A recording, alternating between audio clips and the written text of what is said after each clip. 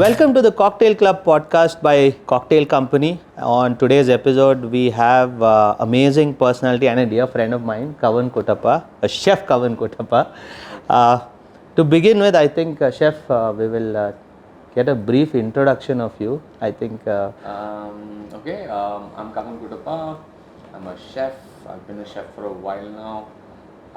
And currently, I run this small noodle bar in Bangalore, Shantinagar. World famous. It's small, but it's called Naru Noodle Bar.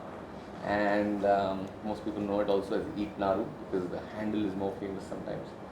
But yeah, that's what I do. I make ramen. Okay, Chef. So my first question to you is, I know you don't want me to touch upon this, but how come you got into Culinary Institute of America after becoming a graduate in engineering? And where did you do engineering, by the way? So I did engineering in this college of Kengeri called R.N. Shetty Institute of Technology, Okay. RNSIT. Yeah. And the engineering was great. I really like to, meddle with electronics. I did electronics and communication, and then I think the video syllabus is not something to talk home about. Okay. How it's structured. It's a lot of bookish knowledge. I did great in lab, but the book part not so good. And then I also find it very difficult to do a sedentary job like coding, sitting down. I don't know. Okay. And then somewhere during engineering, I realized everybody is studying all these different sort of fields, civil, mechanical, but they're ending up doing what, like coding. Right. Because everybody is getting placed in IT. What's going on? What's the point of this, right? And then, but I always loved to cook. And then somewhere around the third or fourth year of engineering, I figured, man, I might as well cook. So I kind of started gravitating towards that. And right after engineering, I decided to cook. Okay. Okay. And now a lot of people are doing it. And I know a couple of people who did it after me also. Now it's not a unheard of thing, but Right. this was 2009. Okay. 2009. Yeah. So I graduated 2009. So since then I've sort of been cooking and figuring it out. Right. And I think before we continue, we'll say cheers to a drink. This is a drink called the Lady Kuti. Cheers. Since you do a lot of ramen, we use Toki, the Japanese whiskey, in it with some tender coconut ginger water, soda. Wherever I go to a bar, people are just pouring Toki for me just because they think it's my birthright. Okay, so then you studied at Culinary Institute of America. No, so then I actually, so the Culinary Institute of America at that point of time had this precondition before you join college that you need to do 6 months of experience in some kind of a restaurant or some kind of a hotel sort of service industry. They wanted you to know that you were sure of what you were getting into, Right. which was a great thing I thought at that point in time. Nobody does it anymore. Now you can just pay and get into any cooking school you want. Yes. Because there's so much sort of glamour associated with the industry at this point of time. A lot of guys are getting into it without knowing sort of what it entails. I also didn't know, but then I signed up to work in a restaurant in Bangalore. There's one restaurant I worked at, I forget what it was called. I was there only for a month. It was not the best kind of place to be in. Okay. Then I was in one of the only few French restaurants back in the day. It was next to Safina Plaza. It was called the Orange Peel. Okay. It was Chef Vikram Udaygiri. So he was the chef there, and then he was my senior from college. Yeah. Okay, so you know him, okay, huh? Yeah. So no, he was like the thing at that point in time, and he was like, he trained in France, so he was like Yes, yes. So I thought, okay, best, let me go learn. Then I did some menial jobs there. I learned a bit. I was there for a couple of months, and then I applied to school. Okay. And then there's this whole thing with the visa. They didn't believe that an engineer is actually going to cook. Okay. So they denied my visa 2 times, and then I didn't have nothing to do because I just wanted to go cook, and then I couldn't. So I joined some media firm. Okay. And I think I went back and they said, "What are you doing?" So you're applying for cooking school and media firm, so they cancelled again. Okay. Then I quit that, and then I went on and I did this one last time, and the last time I got through, and then Okay. And then Okay, so you went to CIA. I Yeah. mean, you definitely studied in the best of the culinary institutes in the world. yeah. After that, you joined Levin Madison Park. How was it working with Daniel Hum? No, so this CIA is a cooking school upstate New York, right? Yeah. And it's got a great curriculum and all that, and you've got like a lot of great alumni who's passed out of there. But yeah, so it gives you a lot of access because it's so close to the city. You can intern in some of the best restaurants in the world, and it's just like right there.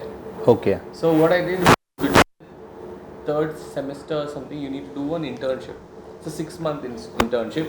So I lined up a different restaurant every weekend, and I used to go finish school, go stage in the city.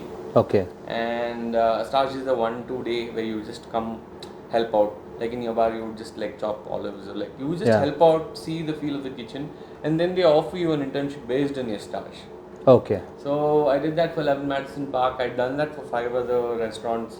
I got into another one, I think Momofuku, and then but because I got this 11 Madison, I kind of picked it over. And then at that point in time, there was a single Michelin star, and but it was great. Yeah, it was a very hectic. It's a lot of pressure. Right. You know, it's a lot of pressure, and there were so many interns at this point of time. Okay. There's a lot of people that were working there at that point of time now who own themselves Michelin star restaurants. Right. They have Chef Ton from Thailand who owns Ledu. He's like, it was Asia's best restaurant last year, I think. So that's the kind of people who are interning there also. Okay. So the pressure is always there to like perform. And it was a great learning experience. I think I was in the right place at the right time. I think my second day of internship, the restaurant from one Michelin star, they went direct jump to 3, and like no restaurant had done it before. Right. So they had a party, and 11 Madison Park has a party. They do fried chicken and champagne, and they have these quart containers, these takeaway containers, about 1 liter. So all the kitchen was drinking champagne. I was frying chicken in the back end, of course. I'm the intern, right? Yeah. So it was a good time to be there, I think. And then it's a lot of good exposure to see what the top of the top, how they work and what they do. Right. That way it was a great experience, yeah. Okay, so you finished CIA and then what did you do? So finished CIA, I had this optional training period. Yeah. OPT or something. Yeah, OPT. Okay. Where you can, on the student visa, work for another year for any place. Okay. And this internship in the city was so hectic, I was like, okay, I want to get a change of scenario. So I applied to the ski town in Aspen. There was a restaurant, it was a 5-star 5-diamond property. It was run by one of the very good chefs. So I interviewed with them on campus, and then I got a job there, and I went. That's where I would say I learned a lot more hands-on cooking. Okay.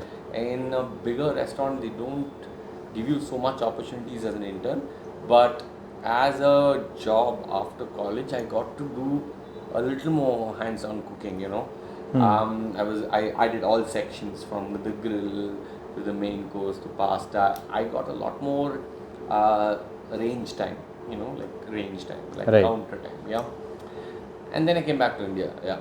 And once you came back to India, you started off with Olive Beach, if I'm not wrong. So once I came back to India, but you didn't wanted to continue working there, or you said, oh, okay, let me go back to India and see what I can do?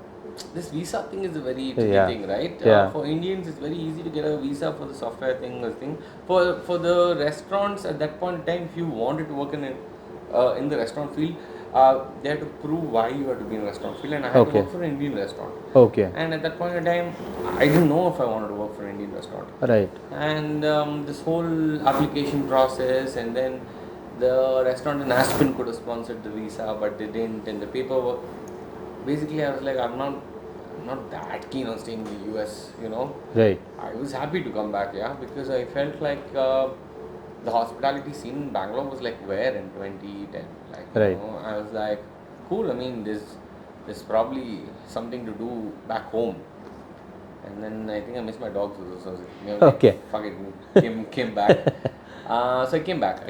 And then I think I was without a job for about 14 days. And the 15th day I was in Olive. Okay.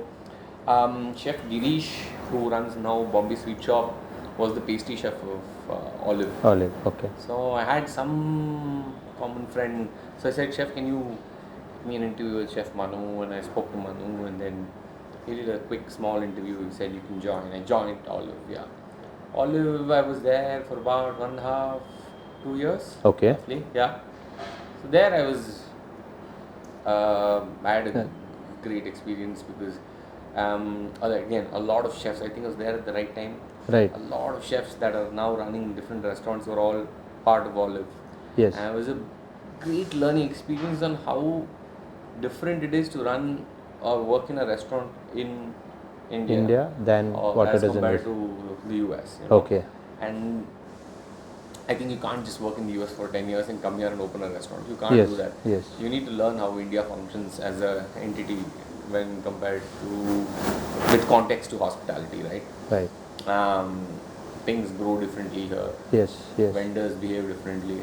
Correct. Yeah. There's a whole ecosystem that you're Yeah. not aware of. Yes. That's what. No, but the Olive is. ecosystem has changed from what it was then to now. Of course, drastically. of course. It's Of course. fascinating time for the food and beverage industry. I feel right now. I feel it's like that revenge tourism kind of boom that happened. Like Right. I think F&B is seeing a boom, a spurt in a different direction than it has seen all this time. Yeah. Yes. Yeah. Correct. So after Olive Beach 1.5 years, then you joined Then permit the room. permit room. Permit room. Okay. Permit room. Not toilet. Permit room. What was your thought behind the menu at permit So- room? The puliogre poppers, the Kavan Park salad. Yeah, that was Everyone great, yeah. talks about Yeah. it still. Yeah. No, so see, there's a brainchild of the owners of Toit. Okay. So they're all from South India. They all went to school here and college here. So they wanted to do something that so they did a small menu called Founders Menu where they did one dish from their house Okay. and they sold it in Toit, and it was a big hit. People were like very amazed to eat. So Right. one of the dishes was like Kerala beef or something. Yes. And then people are like, oh my god, this is great in restaurants. I mean, in a brewery. Hmm. Because at that point in time, a pub was only pub food. Right. It was only continental fare. There was Yeah. no entry of Indian bar snacks into because that's the thing we were used to, right? If you're in a bar, you need to have your European pub gastro food kind of situation. Yeah. So they did this small menu, and then they realized, oh my god, why don't we do a bar with just this food? Right. And then they were recruiting, and I heard, and then I went and saw the space. It was still under construction. The two other chefs that also were there. One was consulting with us, and one was hired one position above me. Okay. So, and then we put this menu together, and the best part of this menu is not one menu item you can find in any other menu. Right. Not one Yeah. item at that point of time. It was just all made up for this bar. Correct. You see similarities in a lot of food menus here nowadays. But at that point of time, it was like, it was great. It was very inventive thinking, and I think that sort of creativity was great. Right. And I wasn't very adept at cooking South Indian food, but we were just using techniques that we had learned all through and combining it with flavors that we were familiar with, and that our palate was used to. Yes. Yes. And it became one nice. Yeah, it was very popular. it was Everyone was fantastic. coming there to try that although they must be trying similar style of food in a different setting altogether, but not in a No, so Right, like there was pub this or dish that we did. It's called egg puff.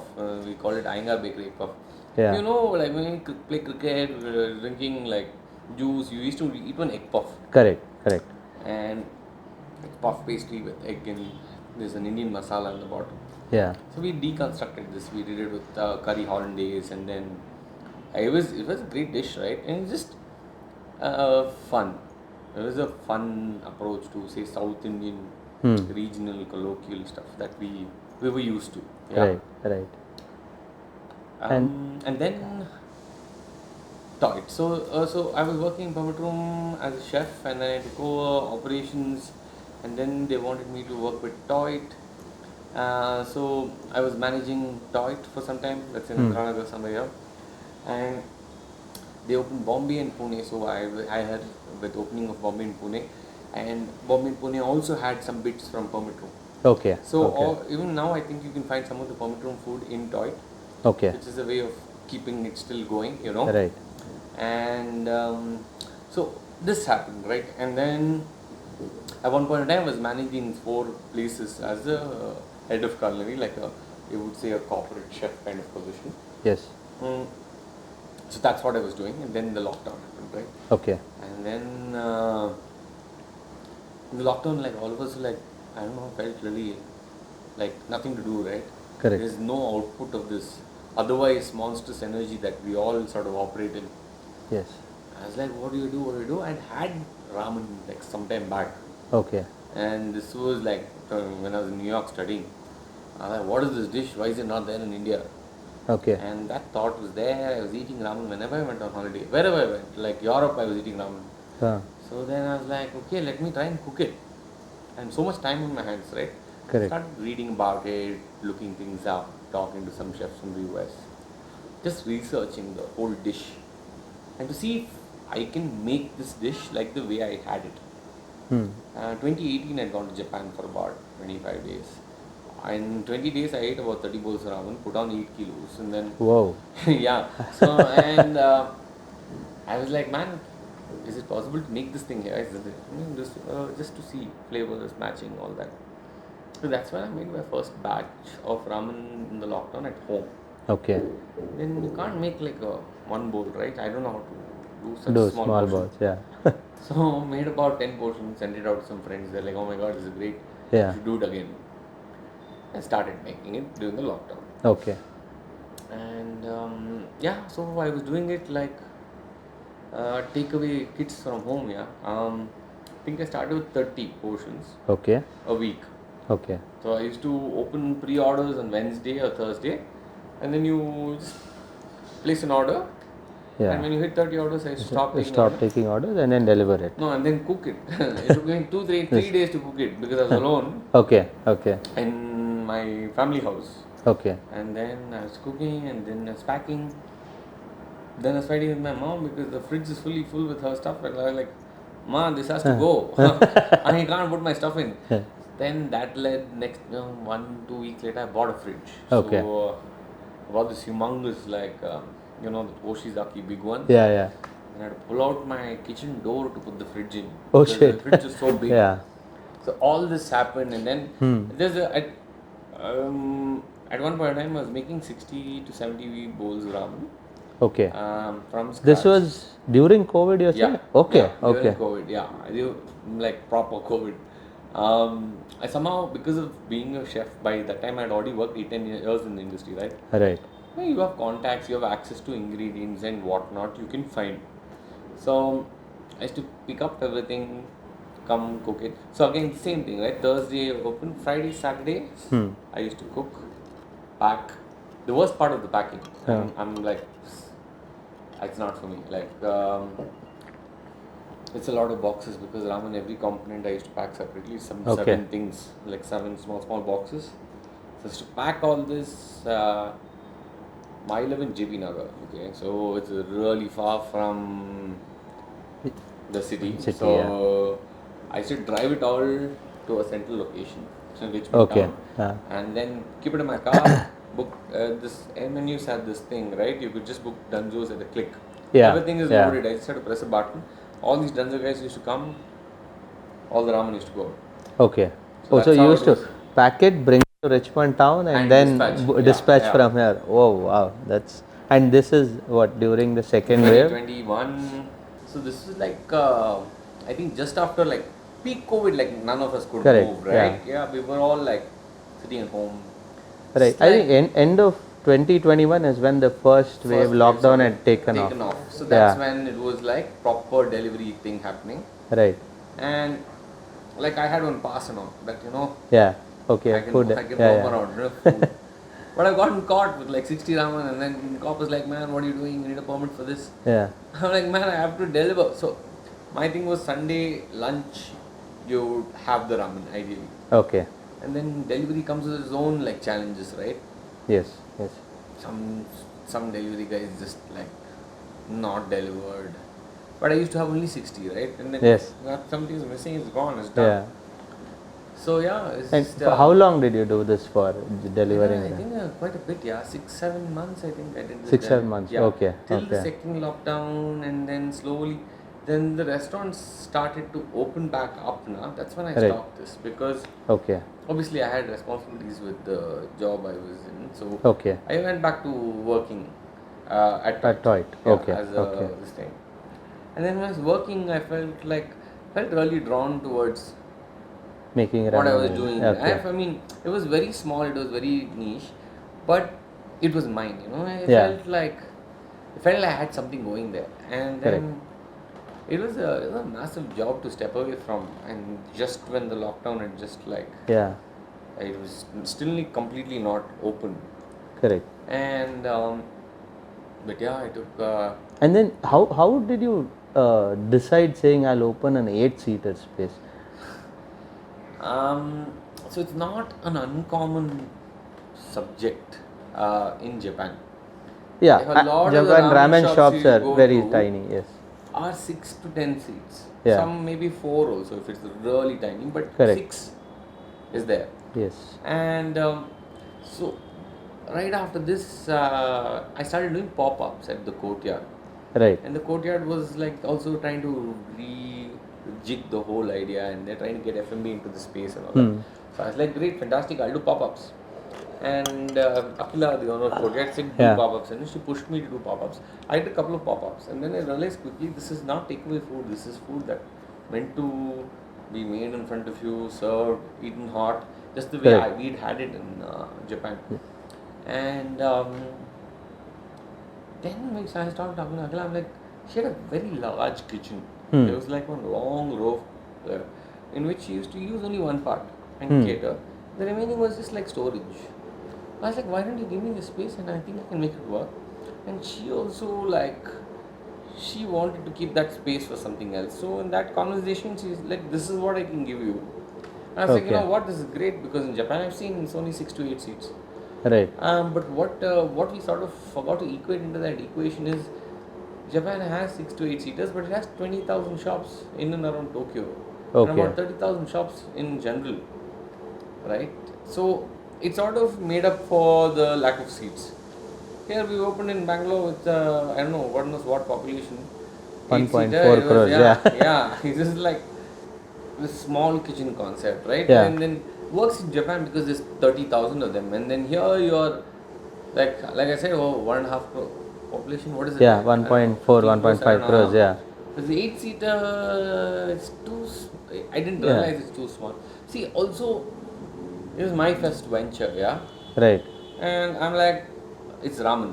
So you're trying to do the first time of something in a city In a that's city. not used to it, Correct. and you're backing this. Yeah.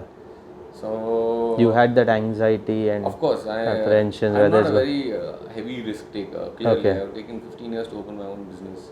So it was like, okay, well, do it small. If it Yeah. bombs, it's okay. At Yeah. least I can do something else. Right. My mom always wanted me to teach cooking. Teach cooking. Yeah, I don't Okay. know. She still wants me to. I'm saying, Ma, Okay. Yeah. that's how you sort of after a little age and all, you can Yeah. do that. Still young, Yeah. you can cook. Why Yeah. you want to teach? But so yeah, it's just small risk appetite kind of situation, and then And when you opened the space itself, you had a name in mind, or how did the name come up? What does Naru mean? it's funny. I tell everybody, Naru means to grow in Japanese, to achieve and all that. It's great. Right. It's my dad's pet name. Oh. Dad's name is Narendra. Okay. Mom calls him Naru. It's Okay. Naru. Naru. Okay. Yeah, but again, the name is caught on, and people say Naru. I'm like, okay, Okay. doesn't really matter. But it's my dad's pet name, and I named it after my dad because I grew up hearing that name. Okay. And yeah, it works. And then, so the name's always been there. So large part of the name, sort of logo, I just had somebody working on it in the background. Okay. I just spoken to a friend, Pia, who did the logo. She's done a great job. And everything happened sort of towards it. It all came together Yeah, on it all its came own. together. My takeaway kits in the lockdown went with the logo.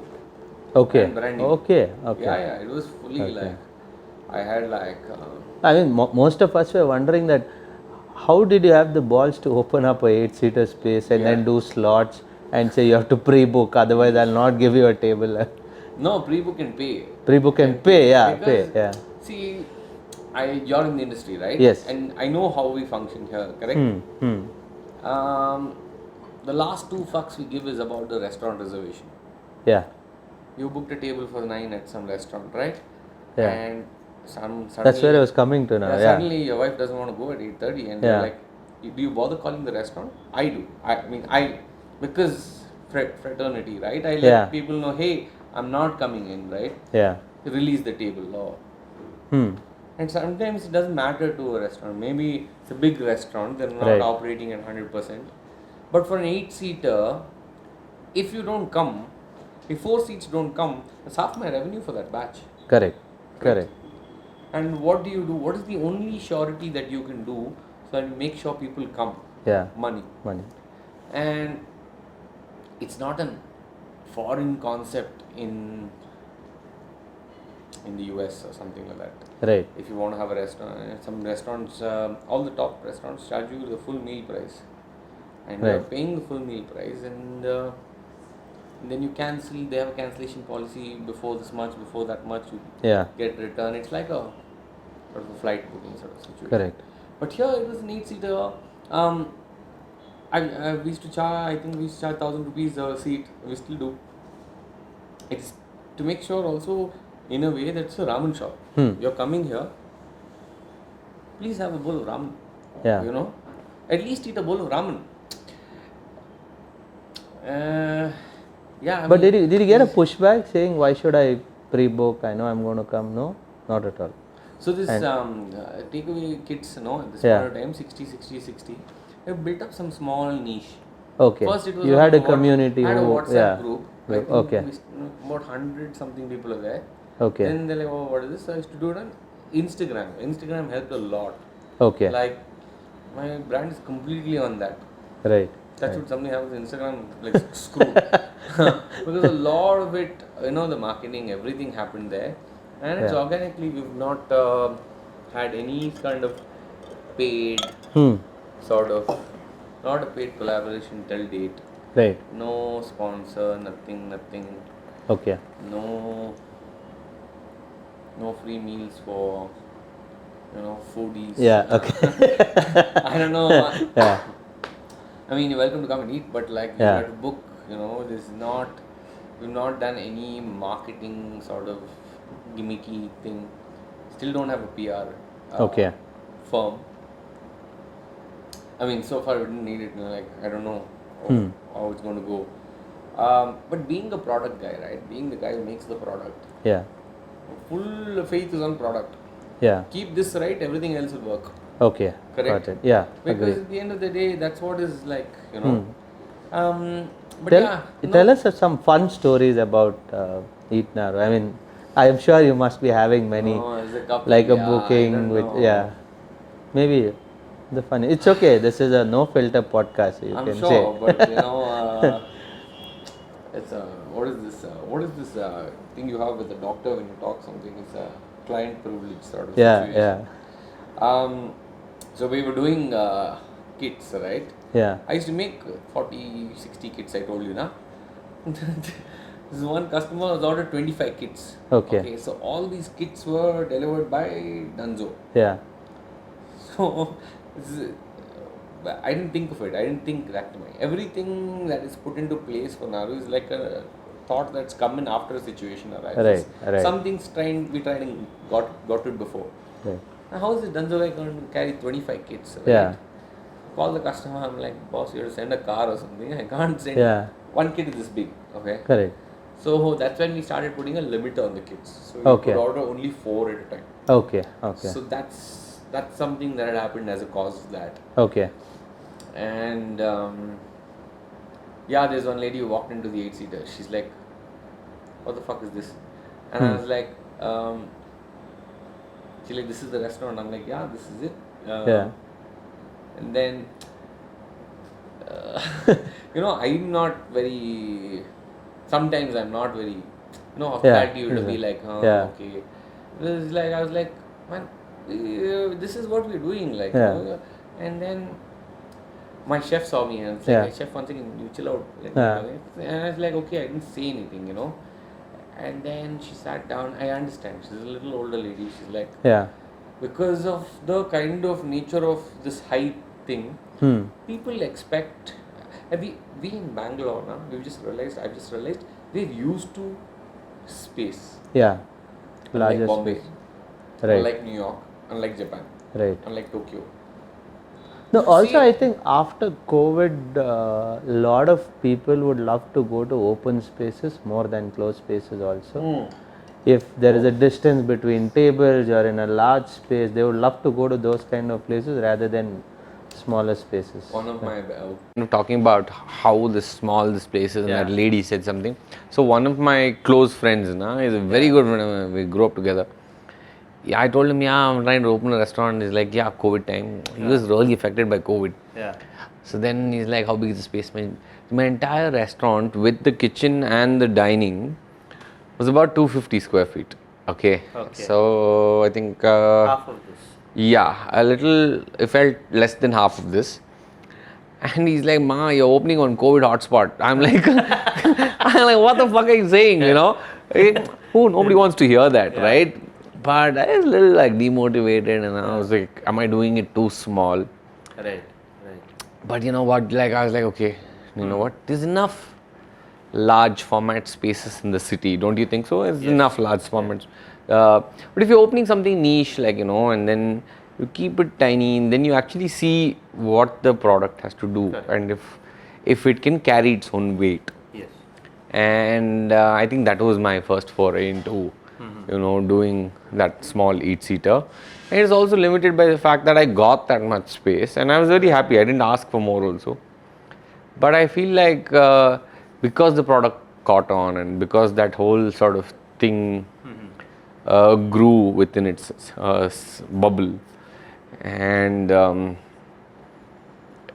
I still feel as a product guy, like, no, it's the product. It was a good product, so people coming back for it, and then that's why it was like packed. Yeah. But now you have added 12 more seats to this. Yes. So we've added. You have a fancy new toy as well. Which Oh yeah. Yeah. We got a noodle machine from Japan. Yeah. Okay. So prior to that, you were making noodles yourself? Yeah, I mean, so this concept of handmade noodle is a little tricky because ramen is very low water. So if you mix ramen dough with less water, it'll all be powdery. Right. To make it into one sheet, you need industrial pressure. Okay. You need a machine, basically.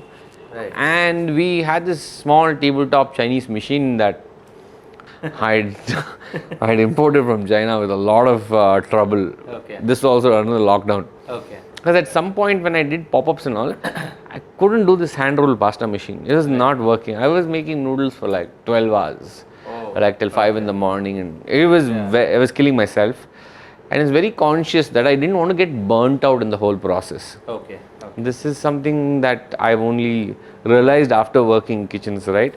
I used to do only 60 ramen. Could I do 100 and sell it? Yeah. Could I do 2 drops a week and sell it? Yeah. Now, since you're saying this now, I want to actually touch upon some fun rumors you have heard about Naru Noodle Bar yourself, and you have laughed at it. No. So apparently I'm opening in Indiranagar every other week, like, no, but I did no. So, part of it was fueled by me because, so we're in Soka, right? Yeah. I was dying to be on the street. Okay. Anyway, from here, there's a point in which every building, every owner I'd spoken to. Okay. I'd spoken to this guy, this Infinity, this tea bar. Yeah. Next to that, there's some Habibi falafel, right? Yeah. Right. This cute little joint. It's just almost. Okay. But thank God I didn't, because right after the guy said this is the last day to put the advance down, the next month is a lockdown. So I would have put down an advance and everything, and I would have gone into a lockdown. So it would have started with 2 years of just Right. death. But yeah. are you opening one more? So let me tell you, I was very happy with the 8-seater as is. Yeah. Then there was this all like kind of pressure and talk. So I added 12 more seats. It makes sense, might as well, try to get the most out of that space. Another one, yes, but not similar to Naru. I think something different. Okay. Because the whole, let me tell you something. Every Monday our reservations go online, right? Yeah. Every Monday at 8:02, I have 4 1-star reviews on Google. Every Monday. Okay. Every Monday. You're not able to. And people are just, before they were just dropping 1-star and going. Now they're passing comments. Kavan's making Maggie. And they pull my name into it, Okay. Yeah. Kuraku's better. And I was like, okay, but like, the review only comes in at 8 o'clock on Mondays because I think it's the frustration to do with making the booking. Yes. I understand that food shouldn't be so difficult to access. Right. Now, before coming here, I wanted to eat, so I walked down the road, I got on roti curry. It was as simple. It should be accessible, yeah. Correct. But what to do? How do you navigate having such a limited seating, right? Right. Like small spaces, how do they navigate? It's either reservation or you have a first come first serve. Correct. What happens with the first come first serve? You have a line. And people come there and they might go back disappointed because you're not able to. We don't like waiting. Yeah. We don't like waiting. I've got a lot of calls to get a table to your place. They think, I know you really well. And I know. So a lot of my first circle gets phone calls for bookings and tables, and I can't go out and have a drink sometimes, Yeah. because like stupidly I wear the Naru shirt and go because I just finished work, and then it's not fun. Yeah. But so the new if I do a new space, I won't have reservations in it, and I'm like, this is all of you asked for it, now this is it, But what if it has a line, right? What if it has a 2-hour wait? Correct. I waited 4 hours for a bowl of ramen in Tokyo, but is it everybody's cup of tea? I don't know. Yes. So, Understood. so that's the But thing. let's bust some rumors now. I have heard a rumor that you make the noodles and the broth yourself. Nobody in your team knows how to make it. You keep them away. No. You come quietly in the morning, make everything, and you don't let them in the kitchen. Where did you hear this rumor? Was it Arijit? No. So it's like saying you batch all the cocktails. Yes, I don't know if you do, No, but it's amazing if you do. But no, at a point in time, yes, I was the only one who made the noodles because I was the only one in the company. Now, no, we have very talented, like a great team and amazing support. Like, it's a great support system. Ezra makes the noodles, 4-5 guys make the broth, and it's like it's a team effort. Like it has to be. It would have never survived being a one-man show. I don't think anything survives without a team. Without a good team. Correct. That's true. Team is everything. Together, everyone achieves more. 100%. And we're lucky to have a very young team. I think the average age of my team is 25. Average. The Gen Z. Yeah, it's like super young, and I'm like, oh my god, I'm so old, I'm the oldest guy in that thing. But, and I have to push them, sometimes, and that's I'm like ironic, I'm like, man, But has your Kurgi influence also come into the picture at Naru? I heard you have some influence from your mother's. So there's Permit Room had a lot of kodwa, like they had a pandi spare ribs, pork spare ribs with my kodwa masala. But at Naru, I've not drastically pulled anything from my household. Like there's one green curry that my mom makes that she learned from some neighbor. Okay. It's like a local South Indian Gouda, Telugu people. Every Sunday there's one green curry made in one household. It's either mutton or chicken. Yeah. Fuck, I'm salivating. But yeah, so that green paste is great. So man, we all fight for like that saru, that sauce. So my mom, she'll make Sunday, she'll make lots of gravy. So there's so much gravy. I'm like, Ma, it's like ramen. Yeah. So I said that to her, and then I was like, teach me how to make this paste. So we have this ramen with that paste. Okay. And I think she's come to the kitchen also, made paste. So like that way, yeah, there's some cross influence, and then we do regional ramen, like this one. I've tried the choris. Yeah, choris, yeah.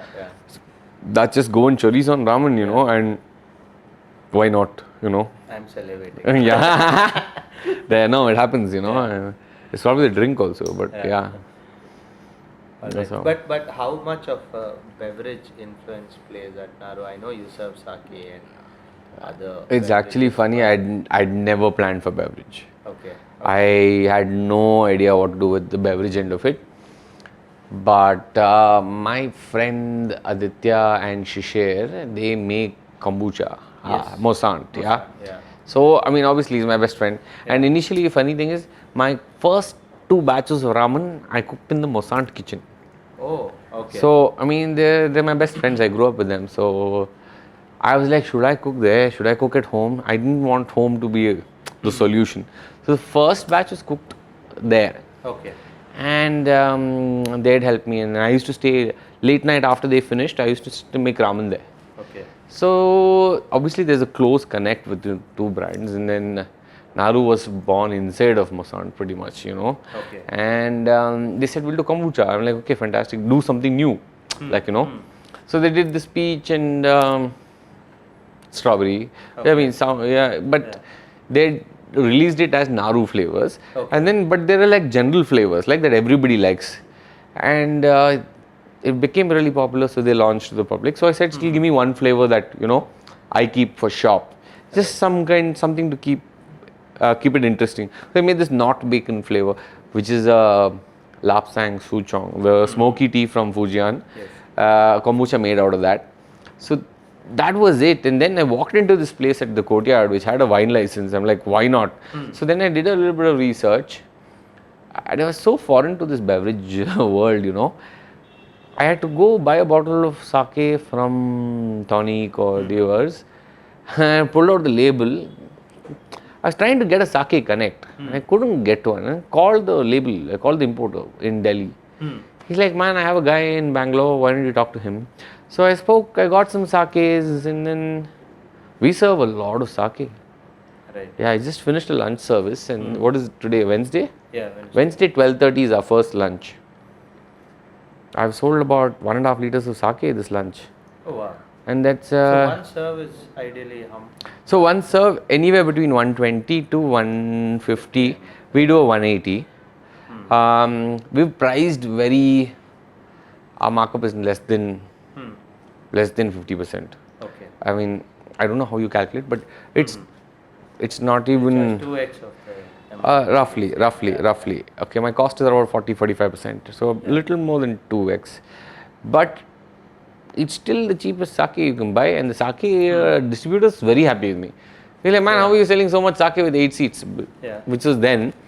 I think generally the counter, the whole vibe, the interacting sort of situation, and people are very scared of trying sake, by the way. Yes. Because I don't know where and what they've tried.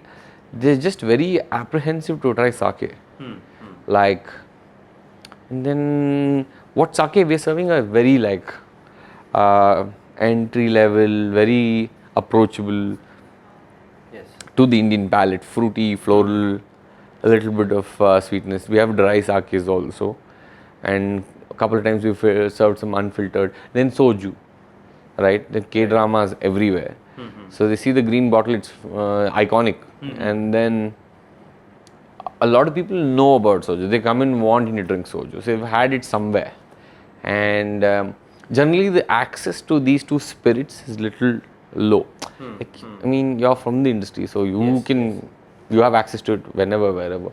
But generally people are like, oh, I don't know, you can drink this here. Do you import it yourself? The people don't know anything about sake and soju. It's available in this thing, Slowly, I think people are picking up. A lot of people have taken pictures of the bottle or the label I serve and gone and picked it up in tonic. Distributor is watching this podcast. I know, yeah. Karthik, yeah, there you go, yeah. No, it's nice. I mean,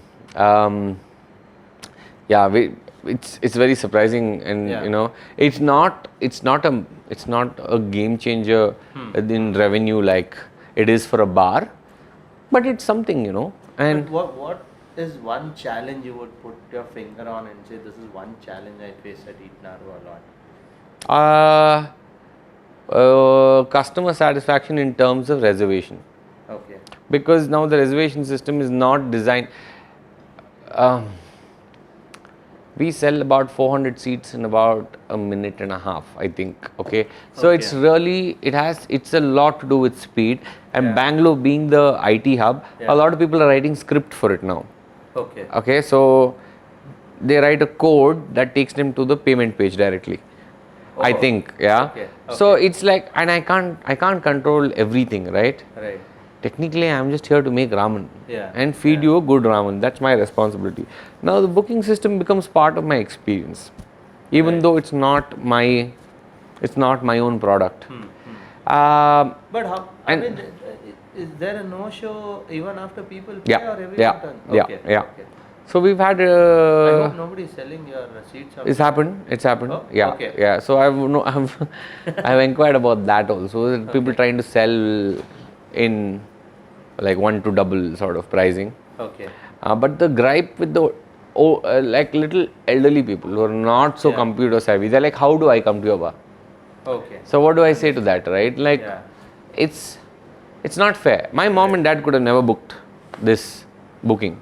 It's impossible. I know. There's no chance. Yeah. But that's when I tell them, oh, you'll have a son or a daughter who can do it for you, or something, you know. Somebody will be there to do it for you. So that's the thing, how to make it fair to all, how to make it accessible. That's my problem, right? And being a small space, we are not exclusive by attitude. I don't want to serve one set of people and not serve the other set. Right. Yeah, we are just exclusive by design because we are a small space. I think the Number pressure of- is going to build more and more. Now we have won the counter culture. Culinary culture, yeah. I mean, award. yeah, this award recognition is great, but it's as in, yeah, now how to feed everyone, you know. And I'm very a type about massive expansion, Right. like, you know, uncontrolled. But you're not doing kids anymore, though. No, because I've realized it's. I tell everybody comes to my restaurants, can you do takeaway? I said, no. Have you ever packed a dosa? Have you eaten a dosa packed? Yeah. It's not worth it. Yeah, It's not worth it. Yeah. Take a nice crunchy thing, put it in one foil. By the time you go home, it's like a pancake. It's not a dosa anymore. Right. Yeah. So it's not takeaway food. At some point, Would you do pop-up at some point? No? so I don't see a point doing a pop-up in the city that the restaurant is already in. Okay. It's like doing a Soka pop-up in JP Nagar. No, But like- with your space, I mean, people. I dined there after 3 months of you. I- Because I've been trying to get yeah, a seat. Yeah. Yeah, Yeah. yeah, If you I do a know. pop-up See, tomorrow, but if I do a then pop-up, how is it going to increase seats, I right? can travel anywhere if I get. No, the thing is, the pop-up. How do you do the ticketing for the pop-up? Will it be on the same thing? Yeah. Again, if it's on the same thing, it's the same way. Yeah. So once, what I did, I think, I said, okay, let's not do reservation. Let's just do line. And then we had a line, you know. And then I have only so much food to serve, Yes. you know. Understood. Like some things take more time to make. And Maybe I think you should plan a pop-up during the election Friday somewhere outside. no, because you have outside, to yeah. shut No, I have to shut my your- space, yeah. yeah. No, yeah, election Friday is like team outing time or like something like that, you know. Generally, what we do, yeah. That's what generally. Yeah, I don't all want to take about- away that also from them.